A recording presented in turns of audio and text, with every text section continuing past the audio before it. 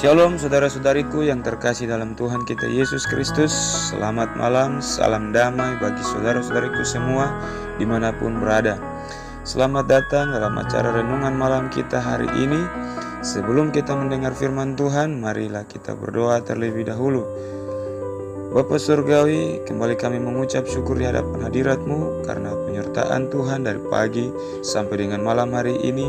Kami rasa itu dengan nyata sehingga kami di saat malam hari ini sebelum membaringkan tubuh kami rindu Tuhan Engkau kuatkan kami dengan kebenaran firman Tuhan yang akan menemani tidur kami di saat malam hari ini. Biarlah hamba-Mu yang akan menyampaikan isi hati-Mu dan semua kami yang mendengarkan kebenaran firman Tuhan di malam hari ini, Engkau berikan kami pengertian yang murni, yang lahir dari perintah-perintah firman-Mu, dengan curahkanlah roh hikmat dan pewahyuan bagi kami, sehingga ketika kami menjalani hari-hari hidup kami tetap kuat dan kami mampu, karena Tuhan bersama-sama dengan kami. Terima kasih Tuhan Yesus, terima kasih kami sudah berdoa dan mengucap syukur. Amin. Shalom saudara-saudariku yang terkasih dalam Tuhan kita Yesus Kristus. Topik perenungan firman Tuhan di saat malam hari ini adalah hidup yang tidak berguna. Pembacaan firman Tuhan terambil dalam kitab Yeremia pasal 13 ayat 8 hingga ayat yang ke-10 dengan perikop ikat pinggang yang menjadi lapuk. Demikianlah firman Tuhan. Lalu datanglah firman Tuhan kepadaku, beginilah firman Tuhan. Demikianlah aku akan menghapuskan kecongkak bongkakan Yehuda dan Yerusalem. Bangsa yang jahat ini yang enggan mendengarkan perkataan-perkataanku, yang mengikuti kedegilan hatinya dan mengikuti ilah lain untuk beribadah dan sujud menyembah kepada mereka, akan menjadi seperti ikat pinggang ini yang tidak berguna untuk apapun juga. Saudara-saudaraku yang terkasih dalam Tuhan kita Yesus Kristus, fokus perenungan kita di malam ini terdapat di ayat yang ke-10, yang hidup yang tidak berguna. Apa yang membuat sehingga bangsa ini diberikan julukan atau tidak berguna lagi bagi Tuhan? Sudah jelas di ayat yang ke-10 bahwa karena mereka tidak lagi mendengarkan perkataan-perkataan Tuhan.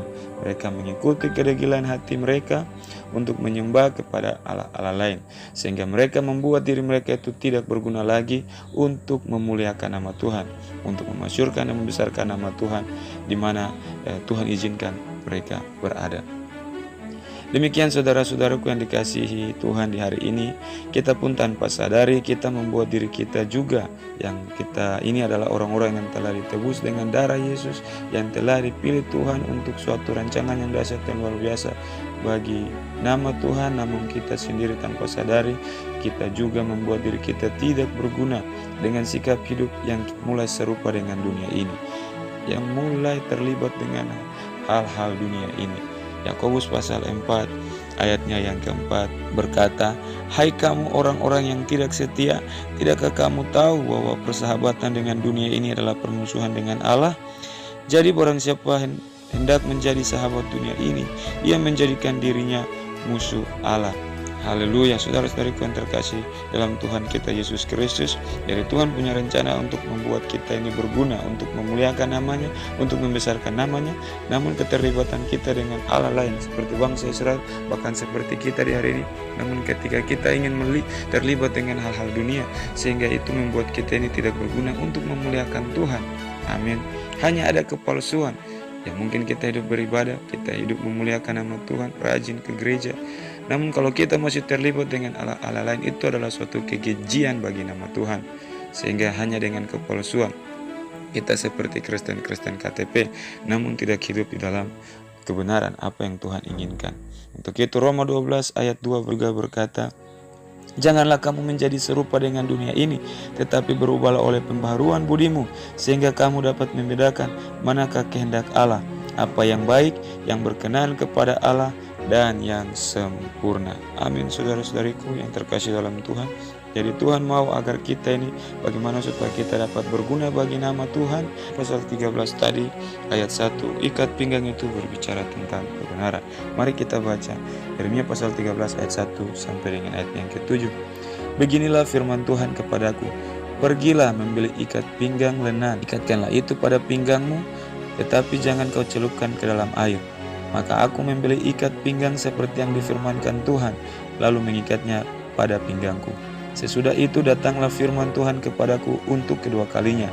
Bunyinya, ambillah ikat pinggang yang telah kau beli, sekarang pada pinggangmu itu. Pergilah sekarang ke sungai Efrat untuk menyembunyikannya di sana di celah-celah bukit batu.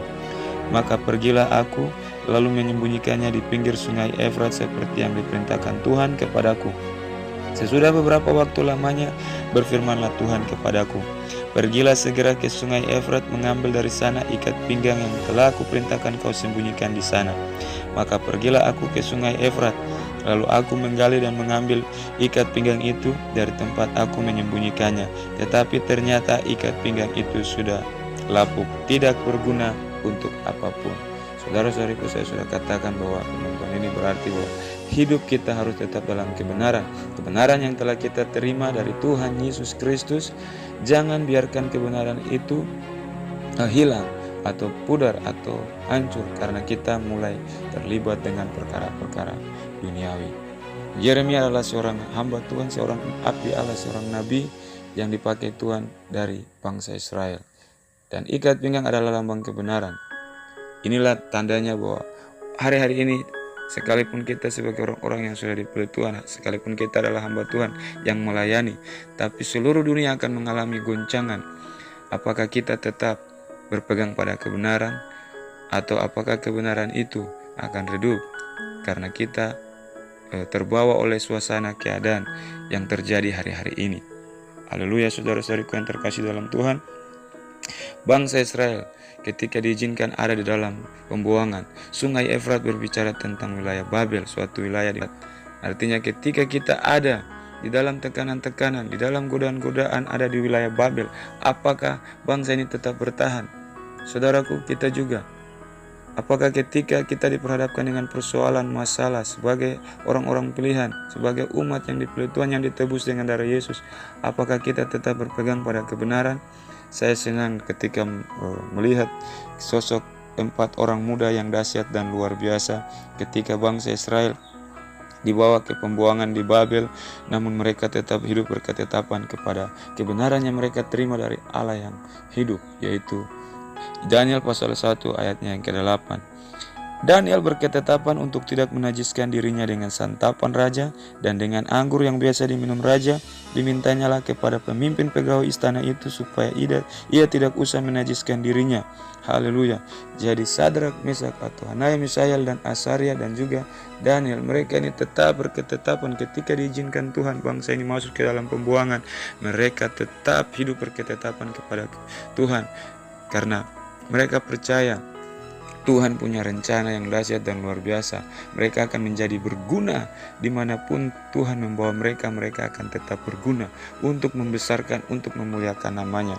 Daniel pasal 1 ayat yang ke-17 berkata, kepada keempat orang muda itu Allah memberikan pengetahuan dan kepandaian tentang berbagai-bagai tulisan dan hikmat. Sedang Daniel juga mempunyai pengertian tentang berbagai-bagai penglihatan dan mimpi. Ayat 19 dan ayat yang ke-20 berkata, Raja bercakap-cakap dengan mereka, dan di antara mereka sekalian itu tidak didapatinya setara dengan Daniel, Hanaya, Misael, dan Asaria. Maka bekerjalah mereka itu kepada raja dalam tiap-tiap hal yang memerlukan kebijaksanaan dan pengertian. Yang ditanyakan raja kepada mereka, didapatinya bahwa mereka 10 kali lebih cerdas daripada semua orang berilmu dan semua ahli jampi di seluruh kerajaannya. Puji Tuhan, dimanapun kita berada, kuncinya kita harus tetap mendengar suara Tuhan. Melalui kebenaran firman Tuhan yang kita renungkan di saat malam hari ini, saya percaya kita akan menjadi berguna bagi nama Tuhan. Haleluya, Tuhan Yesus memberkati kita semua. Mari kita berdoa. Terima kasih Tuhan, terima kasih atas anugerah dan pertolongan Tuhan. Kami telah merenungkan firman Tuhan di saat malam hari ini. Biarlah Engkau terus memberikan kami kekuatan sehingga kami menjadi orang-orang yang berguna. Di hari-hari ini kami tahu banyak hal akan menimpa kami, bahkan orang-orang di seluruh dunia ini. Namun Engkau telah memeteraikan kami dengan kuasa Roh Kudus dan firman Tuhan yang selalu kami dengar. Untuk itu tetap memampukan kami, dan biarlah firman Tuhan selalu menguatkan kami, menuntun kami di dalam segala aktivitas kami, agar kami tetap menjadi orang-orang yang berguna. Dalam nama Tuhan kami sudah berdoa dan mengucap syukur. Amin. Shalom, Tuhan Yesus memberkati kita semua.